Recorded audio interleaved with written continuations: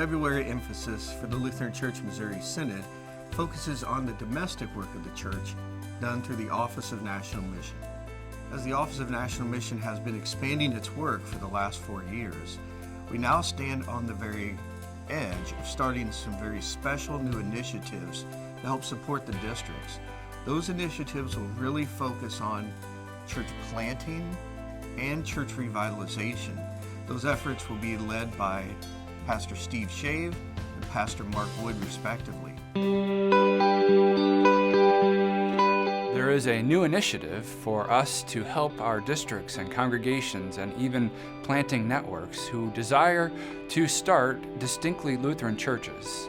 We don't need to go overseas to find the raw, gritty mission work in this new frontier, and we need to raise up these pioneers who will go into our major cities and our campuses and suffering rural areas to plant distinctly Lutheran churches using God's Word and Sacrament ministry.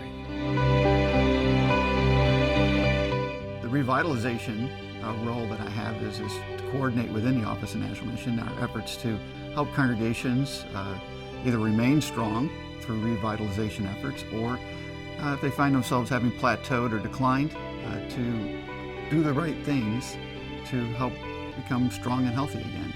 So witness and outreach is one hat that I wear, and revitalization is the other hat. One of the special ways that the Office of National Mission helps serve the districts is by recognizing demographic, cultural, and even missiological differences in different areas where the church serves. So O&M has a special focus on work in rural small town, urban inner city, and campus ministry settings.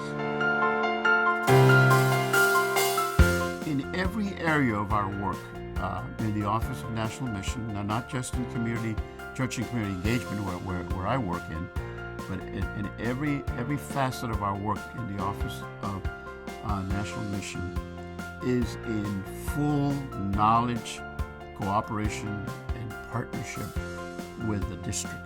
We work with existing congregations, like an Anglo congregation, say Trinity Lutheran Church on the corner of Main and 5th in some little town, and all of a sudden, it becomes very Latino, let's say, very ethnic, Spanish-speaking folks. And so we will help an English-speaking Anglo congregation reach that particular ethnic group. I work with nearly 300 plus congregations in serving cross-cultural Black communities in most major urban areas, inner city, and in some rural areas also. The main work is to work with local congregations in districts.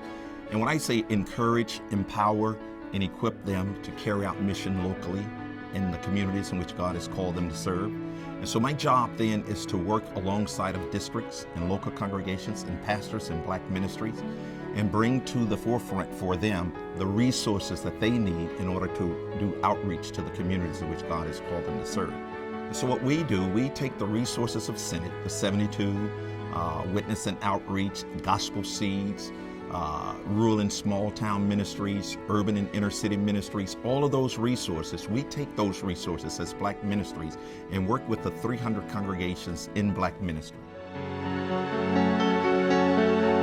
Some people may be looking for a program, maybe even a program from the Office of National Mission, maybe even a great witness and outreach or revitalization program that's just going to fix everything.